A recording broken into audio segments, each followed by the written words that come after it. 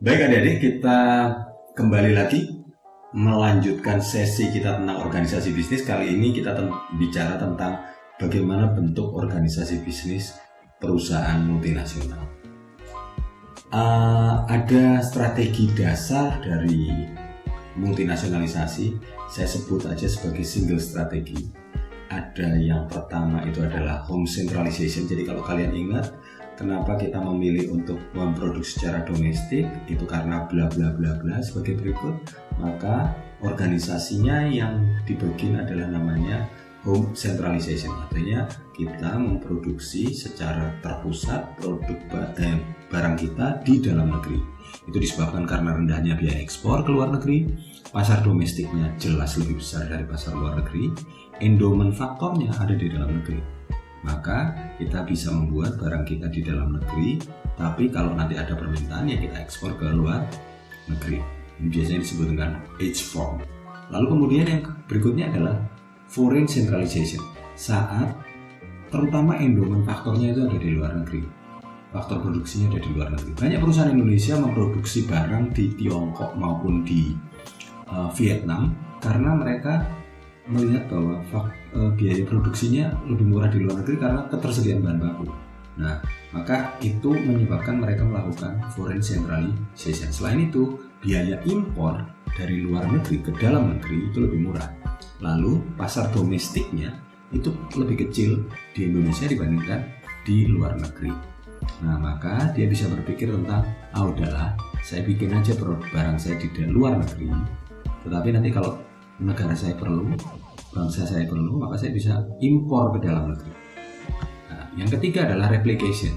Replication itu bicara tentang kalau pasar di dalam negeri maupun di luar negeri sama besarnya, lalu tingkat biaya ekspor sama dengan biaya ekspor maupun biaya impor sama-sama tinggi, lalu faktor endowmentnya ada di dalam negeri maupun di luar negeri. Jadi nggak ada perbedaan biaya produksi antara diproduksi di dalam negeri maupun di luar negeri. Apalagi ditunjang dengan tidak ada hubungan antara luar negeri dan dalam negeri terkait dengan bekerja sama perdagangan. Maka saya bisa memilih untuk membuat produk saya di dalam negeri untuk mengisi atau memasok pasar dalam negeri, dan membuat usaha di luar negeri untuk memasok kebutuhan pasar di luar negeri. Nah, selanjutnya juga kalau kita lihat, ini ada beberapa contoh. Kita sudah melihat beberapa contoh sentralisasi. Contohnya adalah Boeing. Perusahaan Boeing itu memang hanya dibikin di Amerika saja. Demikian juga Airbus. Airbus itu khusus diproduksi di Uni Eropa. Dan kalau kita bicara tentang foreign centralization atau memproduksi di luar negeri, wah itu banyak sekali ya. Contohnya, kalau contohnya yang paling menarik ini Mattel's Barbie doll itu dia punya 2 pabrik di Tiongkok, satu di Malaysia dan satu di Indonesia. Lalu kemudian Matsuhita yang sebetulnya produk Jepang itu diproduksi sepenuhnya di Malaysia karena yang mendekati pasar Indonesia sebagai pasar yang potensial buat mereka. Nestle itu adalah contoh perusahaan yang membuat replikasi. Jadi dia membuat barangnya diproduksi di tiap negara. Karena ingat, endowment faktornya dia ada di semua negara. Yaitu apa? Susu. Jadi sepanjang susu ada di semua negara, dia akan bikin pabrik susu di semua negara. Dan itu menyebabkan dia bisa mengembangkan bisnisnya di Amerika itu sampai menguasai 32%. Jadi 32% pabriknya itu ada di Amerika, 41% ada di Eropa, dan 27% ada di Asia. Jumlah total pabriknya itu mencapai 508 di 85 negara pada tahun 2002. Multinasionalisasi multiproduk. Nah, sekarang kita sudah bicara tentang barang yang jumlahnya banyak. Kalau tadi kita ngomong single product, sekarang kita bicara tentang multiproduk. Biasa dikenal juga dengan corporate multinational strategy, mempertimbangkan bentuk terbaik perusahaan untuk beroperasi di lebih dari satu produk, di mana hubungan antara produk bisa tidak berhubungan. Jadi misalnya dia satunya bikin mobil, satunya bikin kulkas, itu nggak berhubungan. Lalu kemudian bisa juga hubungannya itu vertikal, artinya satu itu adalah bahan setengah jadi, lalu kemudian satunya adalah bahan jadi. Misalnya dia bikin ban, lalu kemudian dia juga bikin mobil, lalu kemudian bisa juga hubungannya adalah horizontal, yang bisa bentuknya adalah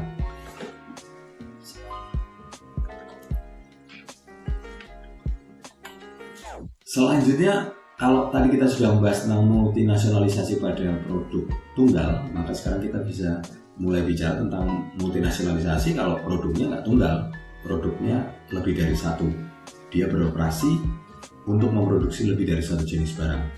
Hubungan antara jenis barang dalam sebuah sistem produksi di sebuah perusahaan multinasional biasanya ada 4. Yang pertama adalah tidak ada hubungan barang itu. Misalnya dia bikin kompor, dia bikin kulkas, dia bikin TV, itu bukan barang yang berhubungan.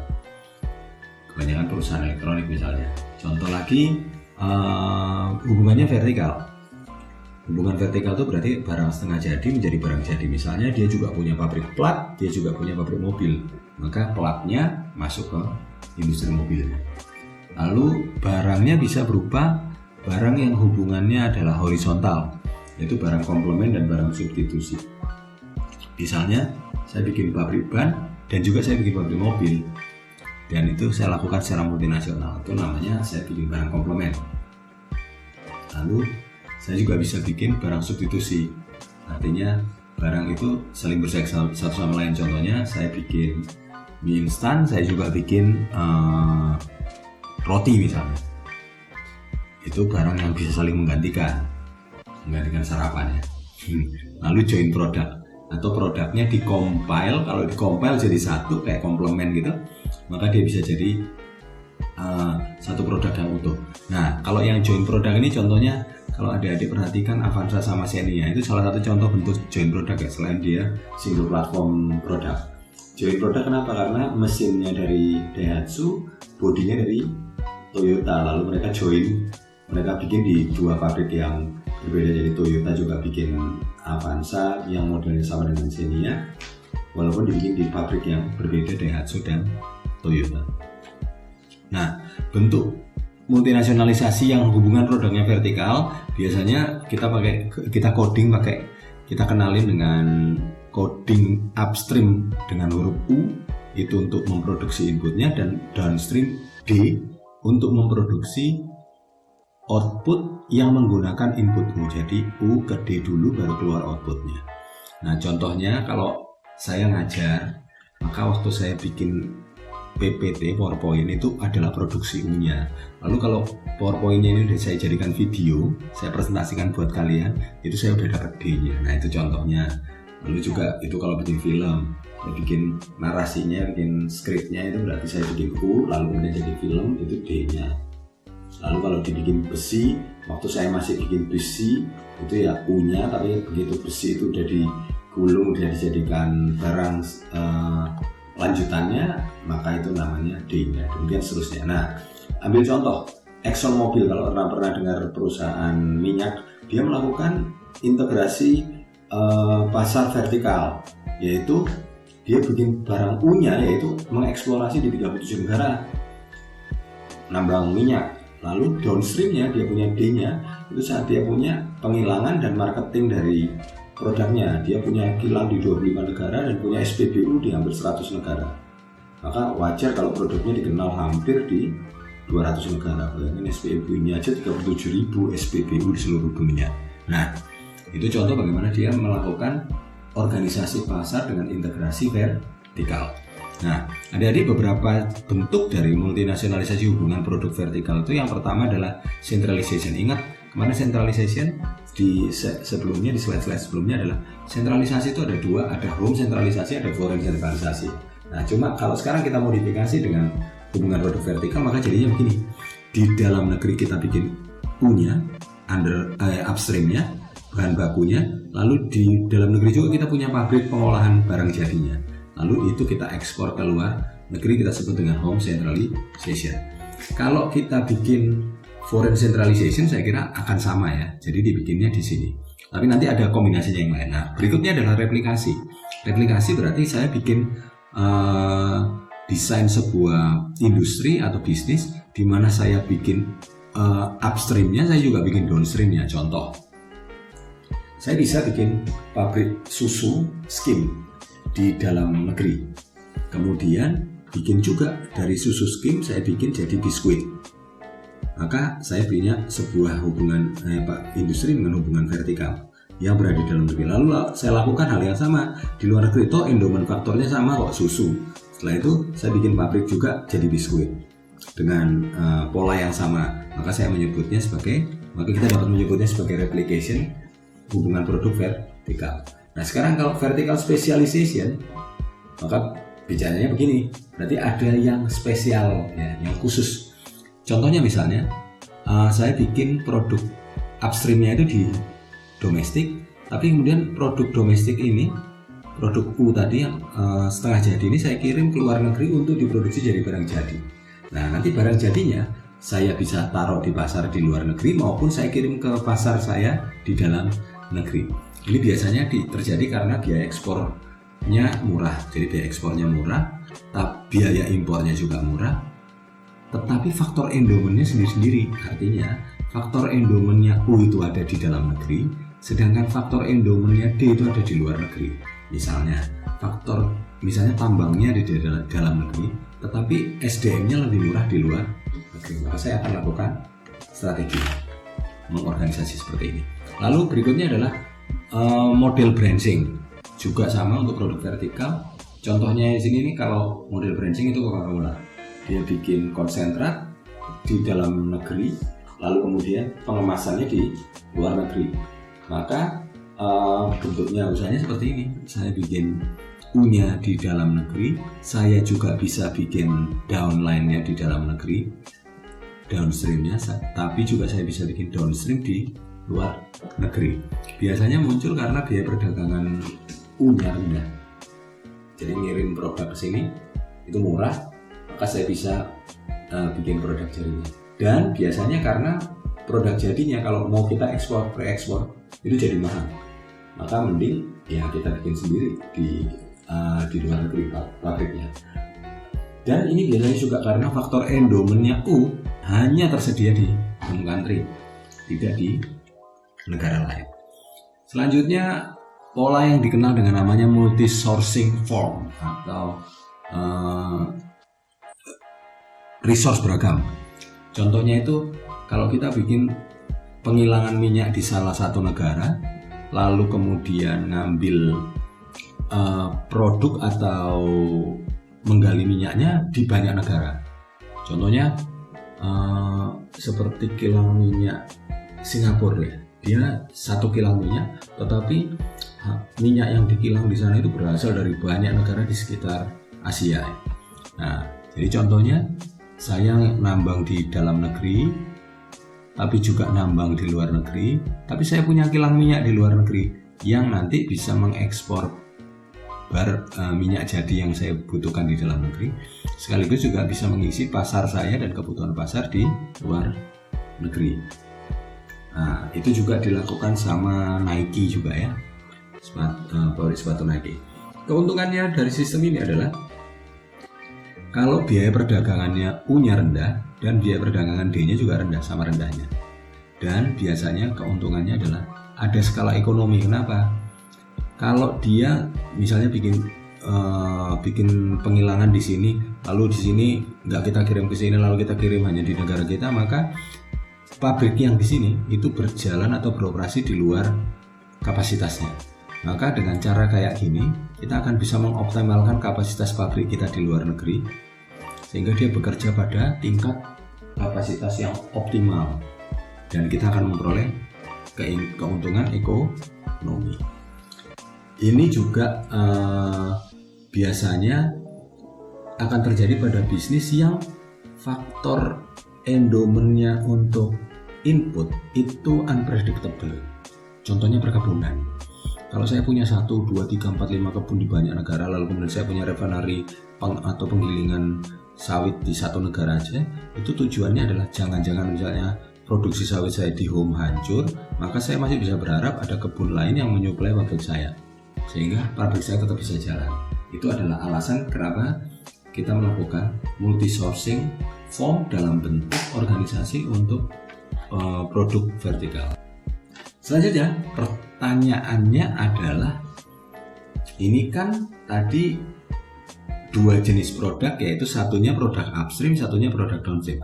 Sekarang apa yang terjadi kalau kita punya produk upstream tapi punya beragam produk downstream? Nah, maka kita punya sama juga bentuk multinasionalisasi dengan hubungan produk vertikal, tapi tantangannya sekarang adalah kita punya dua jenis produk downstream, lebih dari satu jenis produk downstream. Maka kita mengenal ada yang pertama strategi monosentrik, yang kedua adalah strategi polisentrik. Yang strategi monosentrik itu adalah saat saya memproduksi bahan baku di negara saya dan produksi dua jenis barang lain di negara saya juga dan mengekspornya ke luar negeri. Jadi apa? Home production ya, H from. Nah, ini dikenal dengan monosentrik.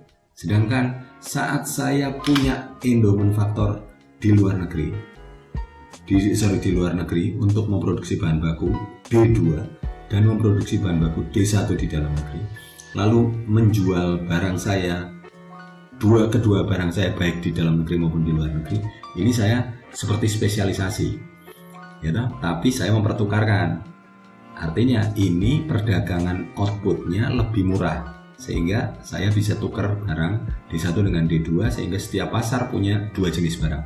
Itu biasa dikenal dengan strategi polisentrik.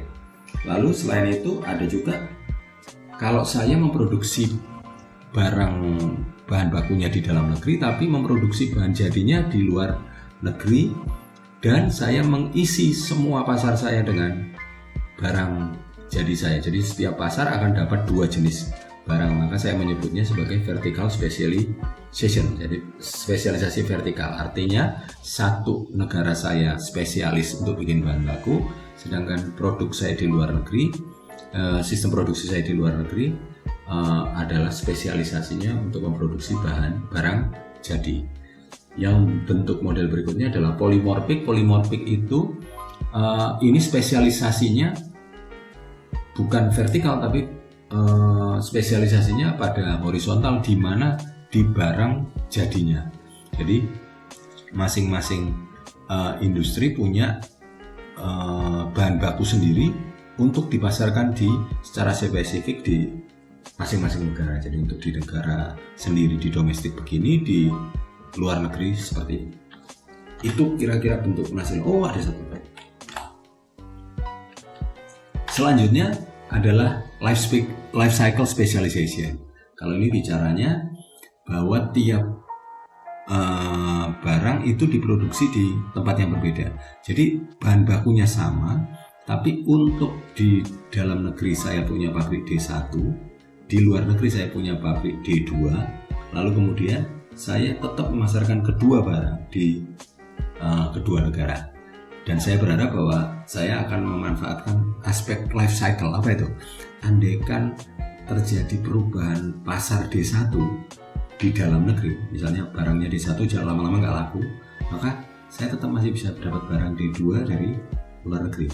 Demikian juga sebaliknya, karena proses life cycle-nya terjadi ya, pergeseran barang dari barang yang awalnya diminati jadi tidak diminati mungkin sebagai bentuk life cycle-nya produk barang kita atau produk kita. Nah, kunci dari kecenderungan ekonomi dunia ini pada saat ini sebetulnya adalah penurunan biaya perdagangan. Karena kenapa? Karena kan barrier-nya makin hilang dan biaya transportasi juga makin turun. Karena kenapa? Sekarang transportasinya makin efisien. Dulu nggak ada kontainer, sekarang udah ada kontainer. Dulu kapal kontainer kecil-kecil, sekarang kapal kontainer besar-besar. Selain itu juga air transport makin murah ya. Coba kalian perhatikan adik-adik, sekarang lebih murah lebih mahal bawa barang daripada bawa manusia kalau lewat transportasi udara. Kenapa? Karena untung banyak sebetulnya perusahaan penerbangan dengan bawa kargo. Itu sebabnya tiket pesawat dinaik-naikin. Karena kenapa? Biar orang yang nggak usah naik aja, yang naik biar barangnya aja. Karena kenapa? Barang lebih menguntungkan. Dia bawa barang tanpa risiko, nggak usah pakai asuransi jiwa. Tapi kalau bawa manusia dia harus pakai asuransi jiwa dan pakai prosedur yang sangat rumit. Kemudian tarif juga makin rendah. Karena kenapa? Karena setiap negara dengan segala komitmen pada pasar bebasnya mengurangi tarif masuk untuk negara-negara yang favor atau negara yang bermitra dengan dia, dan dilakukan pengawasan oleh WTO. teknologi juga memungkinkan kita untuk berkomunikasi jarak jauh sehingga kita dapat bertransaksi tanpa bertemu dengan orangnya. Lalu selain itu ada peningkatan skala ekonomi. Skala ekonomi yang dimaksud di sini adalah satu, ukuran pasarnya berubah ya. Jadi artinya karena kesejahteraan, karena perubahan pendapatan dan lain sebagainya, skala ekonomi kita berubah makin gemuk. Gimana pun juga namanya pertumbuhan ekonomi dunia 5%, itu artinya skala ekonomi dunia, kebutuhan barang ekonomi dunia itu akan meningkat 5% setiap tahun kalau pertumbuhan dunia 5%. Gitu. Jadi demikian juga skala ekonomi buat pabrik-pabrik, perusahaan-perusahaan. Mereka mengalami shifting limit, dikatakan perusahaan ini dalam batas ekonomis untuk beroperasi itu bergerak. Karena kenapa? Karena adanya perubahan harga bahan baku, perubahan biaya-biaya dan lain sebagainya, sehingga memang ada perubahan skala ekonomi. Nah, ini artinya memberikan implikasi pada perusahaan multinasional, makin sedikit kegiatan perusahaan multinasional untuk bikin replikasi. Karena kenapa? Lebih murah bikin di domestik lalu diekspor daripada bikin pabrik sendiri di luar negeri. Kemudian semakin banyak vertical specialization. Artinya apa? Spesialisasi vertikalnya makin tinggi. Artinya mungkin dia bikin bahan baku di sebuah negara, lalu bikin bahan jadi di negara lain itu makin tinggi. Contoh aja, kalian lihat Apple nggak? Apple itu boardnya dibikinnya di Amerika, tapi waktu dirakit jadi HP lengkap itu di Tiongkok. Apple itu mungkin juga punya sistem produksi, mereka bikin chipnya di Amerika, tapi semuanya dirakit di Tiongkok. Sama seperti Tesla itu desain dan modelnya itu dibikinnya di Amerika, tapi dikerjain sampai jadi mobil di Tiongkok. Itu mendorong, itu contoh-contoh terdorongnya vertical specialization. Lalu kemudian perusahaan menghadapi industri yang sangat berbeda. Artinya kalau kita ngomong soal industri, kita kan ngomong kumpulan dari perusahaan yang menuju ke sebuah sistem pasok tertentu, sistem pasok yang kita kenal dengan industri. Nah, saat ini dia berhadapan dengan sistem industri yang sangat berbeda, yaitu sistem industri yang misalnya sudah lebih mengandalkan pada transaksi online, sudah lebih mengandalkan pada marketplace yang tersedia secara global dan lain sebagainya. Maka perusahaan sudah mulai berpikir, wah saya ini bisa potensial misalnya jualan ke luar negeri bahkan tanpa investasi ke luar negeri, atau saya perlu melakukan investasi ke luar negeri dengan vertical specialization. Jadi adik-adik, itulah kira-kira gambaran kita tentang organisasi bisnis. Artinya perubahan hari ini dengan globalisasi memberikan dampak pada perubahan model bisnis kita, model bisnis secara organisasi. Nah, organisasi ini memiliki banyak sekali varian, dan apa yang dijelaskan lewat materi ini bukan sebuah hal yang mati, karena pada waktu-waktu ke depan mungkin dengan berkembangnya kebijakan bisnis dan cara bisnis internasional, maka akan muncul model-model organisasi yang baru yang jauh lebih kreatif. Oleh karena itu, tetaplah belajar, dan kalianlah yang menjadi calon-calon pebisnis internasional di masa depan. Bersiaplah dengan semua perubahan bisnis internasional. Sampai jumpa.